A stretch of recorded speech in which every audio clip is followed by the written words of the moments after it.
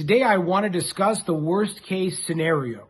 Now, this is very endemic for so much of what holds us back and so much of what we're scared of. And really so much of what affects our behavior is this concept of a worst case scenario.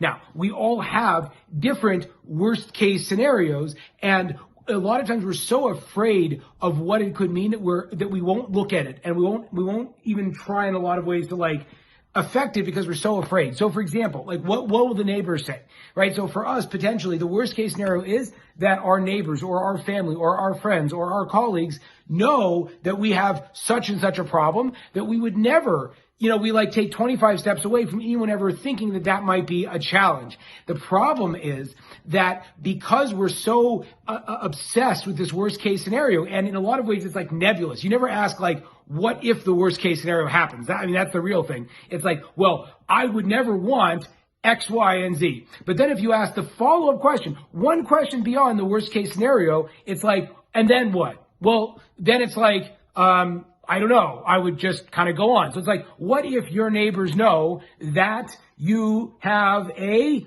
eating disorder? Or what if your best friend finds out that you have an anger issue and you're shouting at your kids all the time? Or whatever it is. Obviously, I'm whitewashing it because all of our problems are so much worse in most case scenarios, right? But if they would find out, then the next thing would be so what? And be so what? Well, maybe your life would be over. Or maybe your neighbor or your family or whoever it might be would realize you're just like everybody else. Or maybe they would judge you, but then they would judge you. And well, then what happens in your life? And you're well, nothing really. Or maybe I'd be really embarrassed. But then is it worth it?